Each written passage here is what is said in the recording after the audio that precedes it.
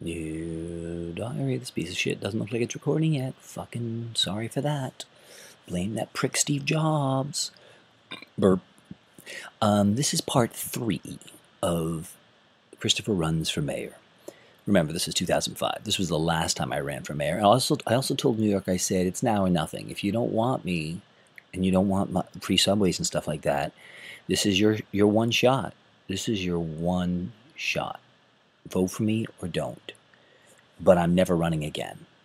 Because you will have spoken and said, we don't want all these things. We don't want lower rent. We don't want any kind of accountability in government. We don't want rooftop patios on every single building. We don't want that kind of shit. We want this Bloomberg shit. And so a lot of people voted for me, but you'll find that nobody went out of their way to try and work for my campaign or anything like that.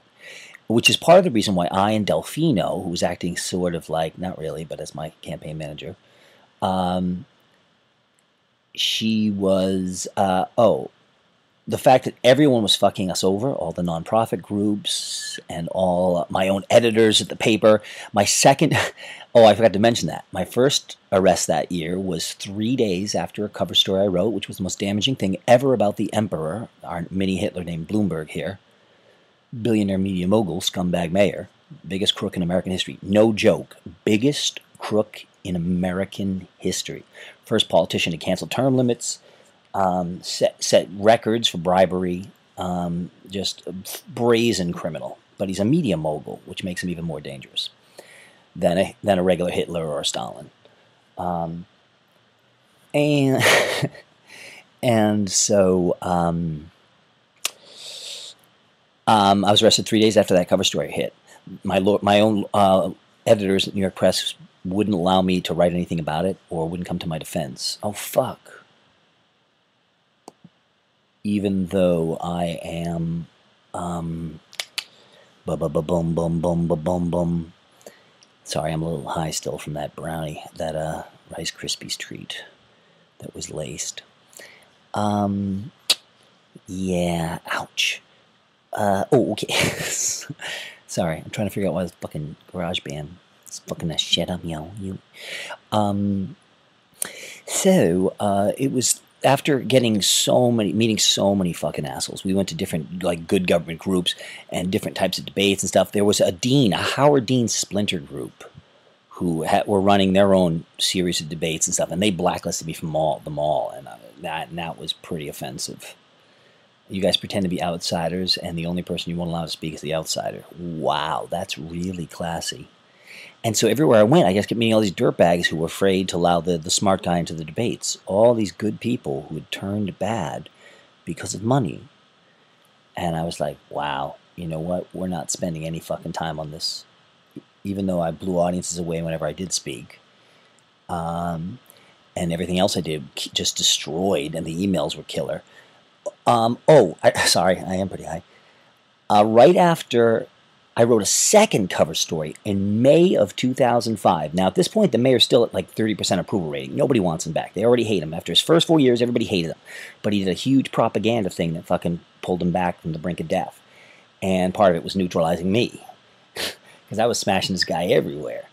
And so my second cover story for the New York Press, remember, this is 100,000 people downtown, a second cover story. Oh, it was also our second most popular issue of the year, called The 50 Most Loathsome New Yorkers. That was always the second most popular issue of the year at the New York Press. 50 Most Loathsome New Yorkers, because we named 50 people in New York City who were the most loathsome that year and why. And I told them, I said, you guys, we got no choice. It's got to be Bloomberg's number one. They're like, it's too obvious. And so I wrote them an explanation, a blurb. I mean, I wrote up a mock one. I sent them, and they said, you're right, it's got to be Bloomberg. And my number one most loathsome person in New York, Bloomberg thing, was the most damaging thing ever written about him. I list a bunch of his scandals, etc., etc. And very damaging piece. I was arrested about 7 days later. That's kind of wacky, isn't it? So my first arrest was right after I wrote the most damaging piece about the emperor. The second arrest comes a few days after I write the second cover story exposing the emperor. And the third arrest that year during the campaign was 8 days before the general election to silence me. I'm digressing right now about the arrests based on me running for mayor. None of these arrests would have happened otherwise. They had to neutralize me.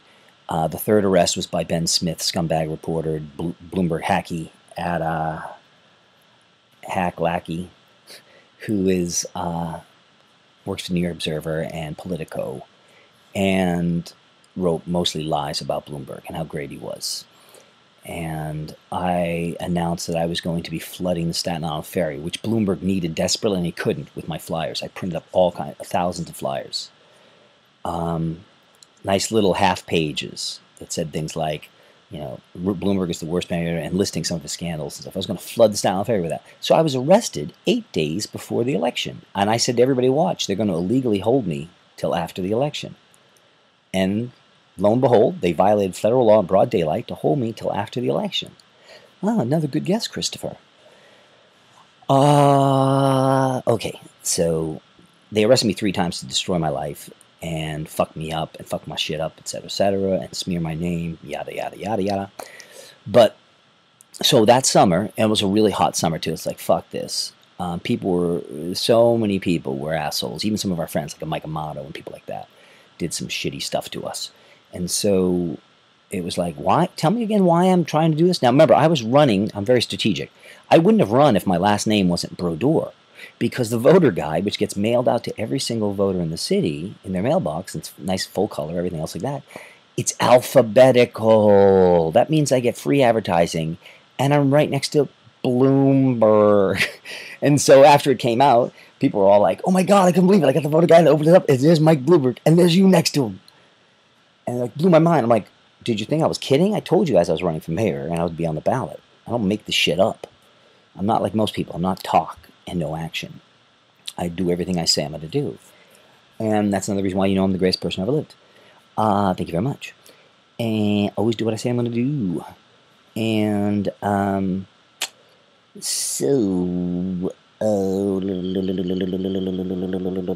where was I going?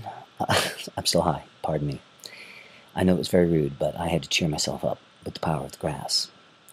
And the power of chocolate. I'm not that big a fan of Rice Krispies cakes. Those thingies, whatever they're called, bars. I don't like those. A lot of you stoners do out there. Sorry, stoners. Didn't mean to harsh on your buzz or whatever. I was saying about the... So everyone was being such assholes, and I was like, finally, fuck this. I'm not going to... Why am I running? Why am I wasting my time trying to make this city a better place? And now, so I was in the voter guide. I didn't intend to win the race. I knew I wouldn't. And even if I had won the race, I would be killed very quickly. Trust me on this one.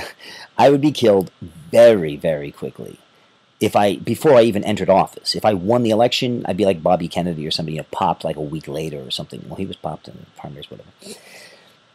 You understand? They wouldn't let me get in power because on day one, I'd be arresting a lot of these motherfuckers. It was even in my platform. If elected, I'm arresting all of these motherfuckers and all of these motherfuckers and who stole your money, and we're going to prove that they stole billions of your tax dollars. And I'm not going to fucking play around with this shit. We're going to get your money back. If we have to auction their mansions off and everything else, you were robbed, blind, and I will prove it. I was the most dangerous candidate in human history, all right?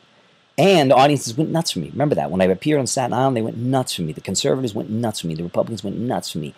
Everybody who heard me speak, who had ears, went nuts for me. Even some of my opponents said lots of great things about me. Like, example, in the 2001 race, was it? One of my opponents who was on not the Libertarian line, it's called me the smartest of all the candidates running. That's not bad. In a debate, when your opponent calls you the smartest, not bad. He did that twice. I was in another debate where a Republican guy gets up after me. He was a controller candidate. I was a mayoral candidate. He was a controller candidate, like the city treasurer. And so I got up, gave my opening 5-minute speech. Devastating. Oh, I broke every rule in the books. That was one of my favorite debates. I crashed it, and I heckled Freddie Ferrer, the main candidate. I humiliated in front of a room full of people. It was really good. It's on camera somewhere. The Raul has it. It's really funny. You should hear what I did. Oh, fuck, I don't want to digress. But I guess I am supposed to be doing diaries, and so I might as well put this shit out there when I can remember it. Because, that's true. We are talking about the 2005 election, so... This fits perfectly. Oh, man, there's so many good things I did. All which should have made the papers. But they couldn't because they wanted to neutralize me. And Actually, though, that's not true. The biggest story of that year, that election, one of the 4 Democrats, the main Democrats running, was a black woman named C. Virginia Fields, who was a hack and an idiot. Total fucking empty suit. She'd been in government her whole life. She was a complete bag of hot air. Just a useless piece of shit. You know, good liberal. She was on the right side of issues, but she was a lazy, fucking selfish fuck who didn't give a fuck about the job or helping people. C. Virginia Fields. And I blew a story up on her. And it was a stupid little story. I thought, I guess I should log this now, shouldn't I? Fuck. I wanted to do this in 2. Oh, actually, we're already on part 3. Fuck. But this is funny, and this is another important part of billions of diaries from that year. So in New York Press, where I was writing for, I did a piece. Oh, this was funny. So I always go around, and especially at debates or anything I'm crashing, anywhere I go, I get copies of every politician and their candidates, all their flyers and posters, because that stuff is really, because I use that stuff against them, because it's all horse shit. It has to be horse shit. And so they're just handing me weapons. One of them, from C. Virginia Fields, a black woman, her slogan was about how she was going to be a mayor for all of New York, meaning I won't be just for the rich white Jews like Mike Bloomberg. I will care about, I'm black, look at me. I'm going to care about the black people and the brown people and the yellow people. She's like, I'm going to be a mayor for all the people. And so on her flyer, there's a really bad Photoshop job of her giving a speech surrounded by a variety of colored people. Right? To show, oh, she's so diverse. You know, she gets support from all these people. But the 2 Asians are clearly Photoshopped in. It's hilarious. It's really stupid. It's a really embarrassing Photoshop job. And I'm a fanatic for those things. I love that shit. And so, and it's funny because it's about, you understand, it's about her, how she has a variety of colors supporting her. But she had to Photoshop in the Asians to the press release. I mean, this press conference photo. And I wrote about it for New York Press. And my bosses gutted it, as usual. It's cowards. Gutted the piece, took out the took out the fucking, my vicious beatdown. But it was still just a trifle little story. First, my editors wouldn't even use it. I'm like, come on, this is funny. This is a good piece here. I wrote a really funny piece. You know, fucking use it. And they're like, eh. So finally I was like, I contacted other reporters, like Ben Smith, ironically, and Seifman at the New York Post, and Saltonstall at the Daily News. These are guys I kind of knew, and they knew me. And even though they have to officially hate me, they secretly love me. But they have to officially hate me. So I contacted them. I said, hey guys, I got this JPEG that's really funny about CVG, and they couldn't get their hands on one. So they kept saying, can you send us that? I'm like, no. I'm first offering it to my shithead bosses at New York Press, who eventually, when I told them, I said, oh, everybody wants it. I'm going to send it to them. If you're not going to run my piece, then I'm sending it. And someone else is going to go with the story. And they're like, oh, all right. And they printed it, and they had fucking ruined my piece. You know what I mean? People don't realize that. Yeah, I write something, it's got that one didn't have my name on it, thank God. Because sometimes I'll have my name on it, and yet they put in complete sentences I never wrote. That's really obnoxious. You should say that we added some shit. You understand? I'm saying the words they wrote. That's not right. And everyone thinks I wrote that shit. Infuriating. And they ruined the piece. So I was like, fuck. I waited like a week. There was nothing. No fallout.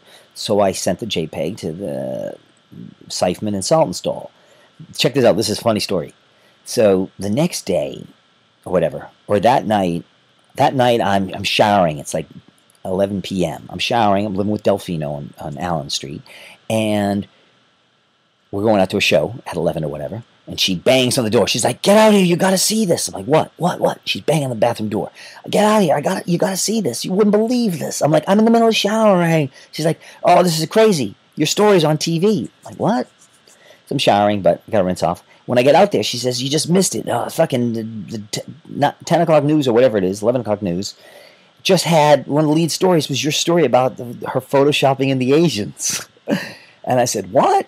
She's like, yeah, it was the top story. And we're asking her, like, why did you do this? And I was like, holy shit, that's funny. So this must be the next day. This is the day after I sent them the JPEG, which was funny. And so it's the next day, and we had been busy all day long, whatever, And then at 10 p.m., we were going out to a show, and she said, you won't believe this. I know, blah, blah, blah. I missed the footage, but there was a couple other channels, something we saw, a clip maybe, whatever. But then we were going to a show at the Bowery Poetry Club with our friends and stuff. So when I got there, I was like, you guys, I was ready to tell everyone, this is funny. You know, you wouldn't believe this. I put the story in the New York Press last week, didn't do anything, so I just sent the JPEG, and look, it's fucking nightly. It was on the nightly news. Isn't that fucking cool? But I walk into the Bowery Poetry Club, and I can't wait to tell everybody this. Funny anecdote. And there, on the edge of the bar, somebody has left a Daily News. The cover story of the Daily News. Photoshop Gate. See Virginia Fields. See, top news story on earth. See Virginia Fields. She photoshops Asians into her flyer. And I'm like, oh my God, these guys already know the story. It's front page. And then I see the New York Daily News, or whatever the other tabloid was. Front page, top story on earth. See Virginia Fields busted in Photogate for photoshopping an Asian. Now, the story wasn't that big. But they went with it because she was an opponent to the Emperor, Mayor Bloomberg. So they would have fun destroying her. If it had been about Bloomberg, it would not have been news. But whatever, funny nonetheless. They blew the story up. They ended up her campaign. I mean, they went with that story for like a week. So if you think it's just about Wiener's dick, you're wrong. This was about her photoshopping in Asians, and they made it the top news story of the entire political campaign. It wasn't even that serious. They wrote about that story day after day after day after day. The people weren't clamoring to hear more about the story. They were writing about it day after day after day after day, giving it legs and destroying her career. And I destroyed her entire campaign. However, it wasn't worth it for this. She did a lot of things worse than fucking photoshopping in Asians. You know what I mean? There's a woman who broke almost every one of her campaign promises her whole career. But that's how media works. They're dirty, dirty, dirty crooks. Even worse, I was on the ballot as one of her opponents in the Democratic primary. You think that would be worth including. But they weren't allowed to mention me because they didn't want me getting any attention, because if anybody fucking went to my website, they instantly thought I was the best candidate for office in human history. So they had to make sure I got no name recognition or any type. The New York Post didn't even say that they got it from the New York Press guy. But the Daily News did say the story was originally reported on New York Press, by New York Press. They didn't mention my name. And then Gothamist and lots of other people picked that up, and one of the zillions of like what you would almost call a publicity stunt I had. I've done a lot of things like that. It's not hard. But they took her out based on me. And I partially never got credit for that. You know, what the fuck? That's not right. Remember, I wasn't even credited in New York Press. Even funnier, in Gothamist, there was a story about it, and somebody said, this asshole didn't write that story. He didn't scoop that. It was in the New York Press first. And then another person said, I went to the masthead, and his name's not on the masthead, but I think he sometimes writes for them. It's like, oh, you fucking idiots. I wrote the piece for New York Press where I was working. That wasn't a secret. They just didn't put any bylines on those pages. One of those like anonymous, 10 different anonymous little pieces. Which I hated, and they wouldn't put me on the masthead, and their argument was, then we can't write any more stories about you, which was not true. It was a fucking another stupid lie. They told a lot of stupid lies to me, my editors. And fucked me over. I sued the New York Press and got 3,000 something in small claims court, but I haven't had the time to do all the fucking part-time job to get the money. The sheriff and the marshal's office blows. It's all bad. It's all bad. So wait, let's get back to the election. So I had neutralized see Virginia Fields. I should probably log this here too. Sorry, we're gonna have to go long. This is another funny story from the 2005 mayoral campaign. Because remember, I like to have fun. Example: the candidates, remember, I was now in the Democratic primary, and that made me extra dangerous because it meant a lot of people would vote for me symbolically because it's just a primary. You understand? If it was the general election, some people might say, I love this guy, but am I really going to vote for him? Am I really going to go out on a limb and vote for this guy who's like no other politician I've ever seen? It's too risky. I can just go with the same old.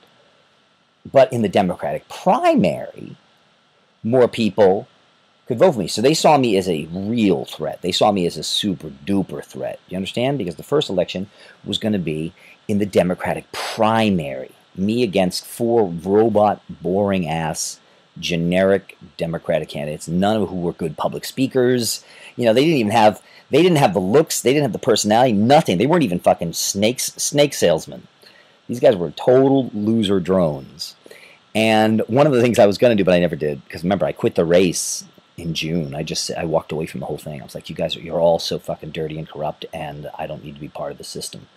Oh, make sure I diarize that too. Even the city TV station broke federal law to silence me. Just shocking shit. And fuck, there's so many different factoids and so many anecdotes that are shocking. I was about to tell you about, what was it? Oh, one of my funny ideas was to get a couple friends who are actors who look kind of like, and make them look the part, and they would go on to subway cars and sabotage. Like, he'd be like Freddie Ferrer, who's one of the Democrats, a Hispanic dork. We'd get a guy who looked like him a little bit, give him a mustache, glasses, because nobody knows, remember, nobody knew what these 4 generic drones looked like. They'd see their name, but there was almost never photos and stuff, and they were nobodies. And so to capitalize on the fact that they were nobodies, I was going to have actors like getting on the train and be like, hi, he'd be like Freddie Ferrer drunk, like he had too many drinks, and he's on the subway car with his pants around his ankles. So he's like, hi, I'm Freddie Ferrer. But play all these things straight, all these different events. Like, he'd introduce himself as Gifford Miller at parties and things like that. My actor, Gifford Miller. But then he'd like get drunk and grab girls' asses, and people like, I met that Gifford Miller. He was at a party last Friday night. Yeah, that Gifford Miller's an asshole. Not realizing it wasn't really Gifford Miller. But I never did that because I'm too nice a guy. Fuck. So, here's another. Oh, there's so many stories like this, though. Fuck. Remember, every day of my life you can make a movie about or a fucking book. It's retarded how much of the shit my life is dealing with. So this is about an event on the stairs of City Hall. Example. Now, I'm still running against... now, the media has a total blacklist on me. They won't write about me. When I crash debates, they will not mention it happened. When I do all kinds of publicity stunts, they will not mention it happened. They're not allowed to. My name has to be blacklisted. Because they're very scared of me in this election. And I read that Freddie Ferrer, he's the major Democrat. This is going to be the clown, the vegetable clown, who is going to be the Democratic candidate. Okay, he's been anointed by the corporate media, and I think you can guess why. Because he promises to maintain the status quo. He's a good nigger. That's what we call him. He's a real Uncle Tom. And he was being endorsed by a bunch of gay groups on the steps of City Hall tomorrow at noon. And I said, ooh, that's too good to pass up. So I got the Raul to come and film. We have all of this stuff filmed. This shit is fucking amazing footage. I don't know why he hasn't posted any of it. He's only used very little of it in the documentary, which is called The Promise of New York, which I also think is a slightly gay title. The Promise of New York is a documentary about me running for mayor and a couple other troublemakers running for mayor. And there's a lot of great footage in there, a lot of great footage. It's worth seeing. The Promise of New York. I don't know how to see it. I don't think it's on YouTube. He shows it at different places. But he's got all this other footage he never used. And the footage of this is so fucking funny. All right? So Freddie Ferrer is being endorsed by a bunch of gay groups on the steps of City Hall. This is our scenario. And I'm like, I'm going down there with a big anti-Freddie Ferrer sign, and I'm going to fucking humiliate this asshole in front of all these cameras. Because all the news media is going to be there. And it's steps of City Hall. Perfect. And I make up my sign. Can't remember what it said, but it said something like, Freddie Ferrer is the Hispanic Mike Bloomberg. He was never for gay marriage until just now. And things like that. It was a really embarrassing sign. Really embarrassing. And I'm good at that shit. And so so I get there, and Raul sets up independent of me. In all these events, he would go as a cameraman who had no connection to me, and I would never talk to him. Well, he'd wire me up before we got there. So I would have a wireless mic hidden under my clothing so it could pick up any conversations I have. And he'd be across the room, but still getting the quiet audio. And we caught a few people saying shit at the debates and stuff. Like, people would say, listen, Christopher, I think you're the greatest. I mean, your fucking ideas. This idea is fucking brilliant. This idea is brilliant. He's like, but my business partners wouldn't allow you to be part of the debate. I'm really sorry. I know I'm really sorry. I feel really bad. But he's whispering, this is top secret between him and me, all being recorded. And got a lot of that because they cheated everything. I mean, this is like fucking mafioso shit. And so Raul sets up, and he's there with the cameras and a lot of cameramen and reporters and stuff, as these gay politicians like Deborah Glick, who's a state senator or some shit, and a bunch of them. And all these people are standing on the stairs behind them with rainbow flags. Okay? It's a big group of people for this press conference as props behind them. So now the funny thing is it's a staircase. So I go to the very top of the staircase and hold up my sign. So I'm like the top of the pyramid of people on the stairs. And I've got my big clear to read sign about how Freddie Ferrer is the Hispanic mayor of Bloomberg and he never cared about gay rights before today. And they start to see me and they're like, what are you doing? We're about to start the press conference. What the fuck are you doing? You can't be holding that sign. I was like, why can't I? It's public property. Why can't I hold up my sign? It's public property. I literally have the right to hold up my sign right here.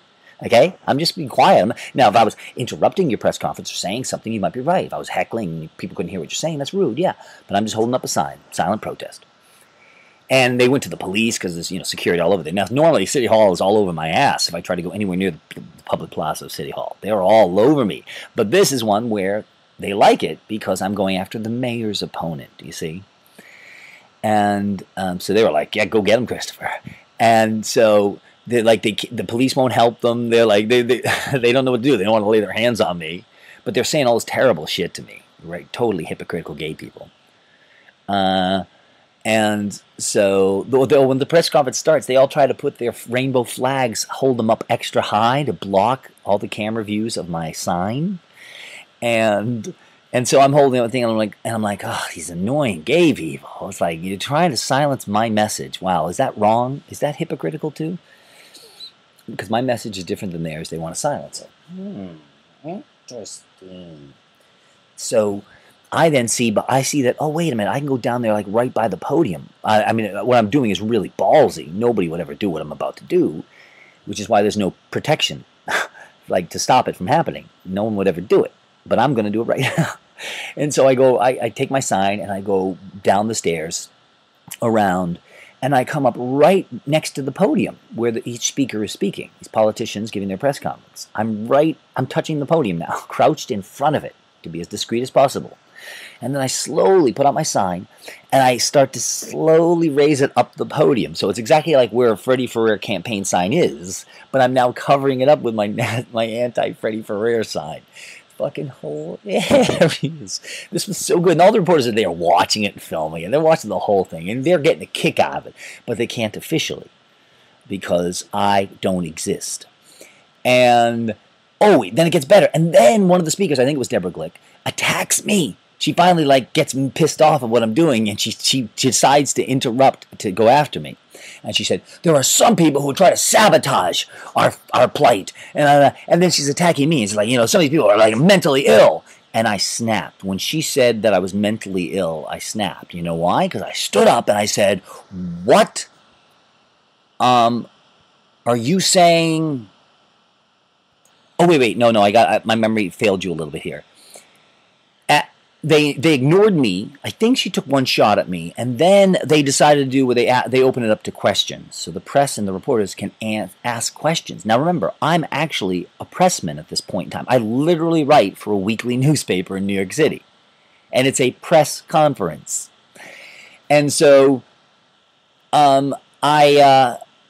she said, are there any questions? Now, nobody had any questions. This was a boring press conference about a boring candidate who wasn't even that fucking into gay rights. I mean, this whole thing was fucking load of shit. And everybody knew it. Everybody knew it. It wasn't a secret. It was the giant load of shit in the room.